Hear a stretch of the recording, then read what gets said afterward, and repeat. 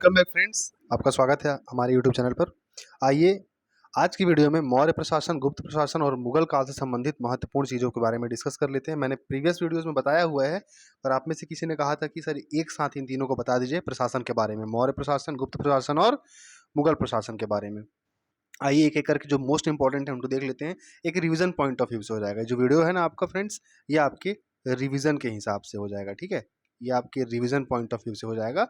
अगर मैं सबसे पहले मौर्य प्रशासन की बात करता हूं तो मौर्य प्रशासन में आपको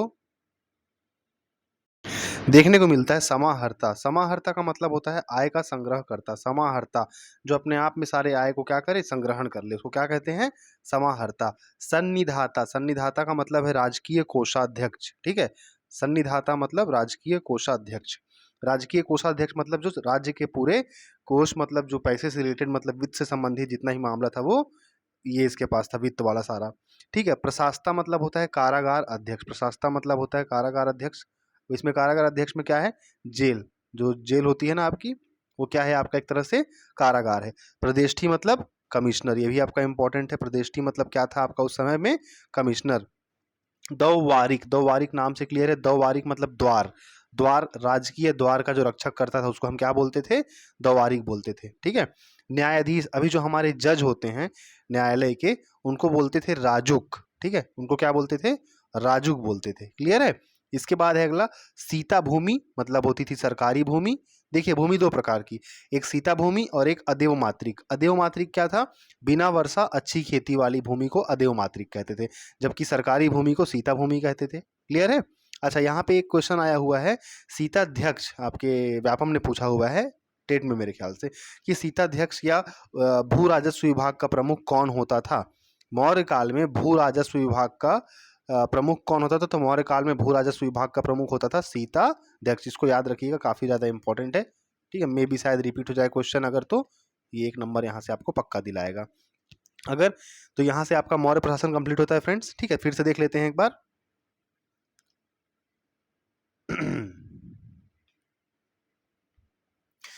सबसे पहले है,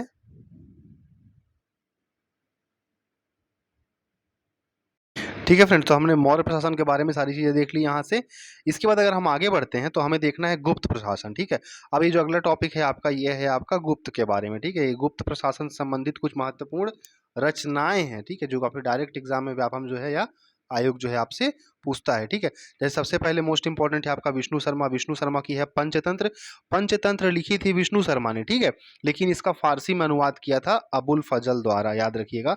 ये भी आयोग ने आपसे पूछा हुआ है क्वेश्चन कि पंचतंत्र का फारसी अनुवाद किसके द्वारा किया गया था, तो पंचतंत्र का फारसी अनुवाद अबुल फजल के द्वारा किया गया था, और पंचतंत्र की रचना विष्णु शर्मा के द्वारा। ब्रह्मगुप्त की है खंड खांडक के, ठीक है, ये सब आपके क्वेश्चन आए हुए हैं। और भास्कर का है सिद्धांत शिरोमणि। ब्रह्मगुप्त की क्या है फ्रेंड्स, खंड खांडक के, और भास्कर की क्या है, सिद्धांत शिरोमणि। उसके बाद आगे देखते हैं आर्यभट्ट। आर्यभट्ट का दो है, आर्यभट्टियम और सूर्य सिद्धांत, ठीक है। आर्यभट्ट का एक तो नाम से क्लियर हो गया आर्यभट्टियम, दूसरा सूर्य सिद्धांत। नेक्स्ट नंबर है वरामिहिर। वरामिहिर का है बृहत संहिता। देखिए व से व मिला दीजिएगा, व से वरामिहिर, व से बृहत संहिता। पलकाम्य का क्या है, हस्तायुर्वेद, ठीक है। पलकाम्य का क्या है, हस्तायुर्वेद। सब क्वेश्चंस आए हुए हैं लाइन से जोड़ी मिलाने में। शूद्रक की है फ्रेंड्स मृच्छकटिकम, ध्यान रखिएगा, बहुत इंपॉर्टेंट है। शूद्रक की है मृच्छकटिकम। और कालिदास का है बहुत सारा, कालिदास का अभिज्ञान शाकुंतलम, कुमार संभवम, मेघदूतम, मालविकाग्नि मित्रम, ठीक है। अच्छा, इसमें इंपॉर्टेंट है फ्रेंड्स गुप्त काल में कि मंदिर निर्माण कला का जो शुरुआत हुआ था वो इसी इसी काल में हुआ था। बहुत इंपॉर्टेंट बात है, मंदिर निर्माण कला, मंदिर निर्माण कला का जो विकास है वो इसी में हुआ था, जिसमें आपका उत्तर प्रदेश में मिलेगा देवगढ़ में दशावतार मंदिर जो है काफी इंपॉर्टेंट है, ठीक है, मंदिर कला का। और इसी कारण ये सब सांस्कृतिक उपलब्धियों के कारण ही गुप्त काल को क्या कहा जाता है, गुप्त काल को भारतीय इतिहास का स्वर्ण युग कहा जाता है, गोल्डन पीरियड, है ना। इंडियन हिस्ट्री का गोल्डन पीरियड कहा जाता है गुप्त काल को। उसके बाद एक क्वेश्चन आपसे पूछा हुआ है आयोग ने, कामंदक कि गुप्त वंश की राजनीतिक और प्रशासनिक व्यवस्था का सुंदर विवरण कौन सी किताब में मिलता है, तो गुप्त वंश की राजनीतिक और प्रशासन का सुंदर विवरण जो है वो कामंदक की नीति सार में मिलता है, कामंदक की नीति सार में मिलता है। इस प्रकार से यहाँ पे हमने जो है आपका गुप्त वंश भी कंप्लीट कर लिया। आगे बात करते हैं मुगल प्रशासन की फ्रेंड्स। तो मुगल प्रशासन जो है पूरा का पूरा मैंने आपको वीडियो पढ़ाया हुआ है, सारी चीजें प्रशासन के बारे में देखेंगे। तो मुगल प्रशासन में केंद्रीय प्रशासन में सबसे इंपॉर्टेंट या सबसे महत्वपूर्ण जो अधिकारी था वो वकील था, ध्यान रखिएगा, ठीक है। उसके बाद था सद्र उस सुदूर। सद्र उस सुदूर कौन था? धार्मिक परिश्रम के प्रशासनिक थे ये सद्र उस सुदूर। बख्शी, गल्ला बख्शी या बख्शी, ये सैनिक वेतनाधिकारी थे। सैनिक वेतनाधिकारी थे, ठीक है। फौजदार, फौजदार मतलब फौज से संबंधित रहेगा, सेना नायक है ना। फौजदार मतलब सेना नायक। कोतवाल, कोतवाल पुलिस को बोलते हैं, नगर पुलिस को कोतवाल बोलते थे।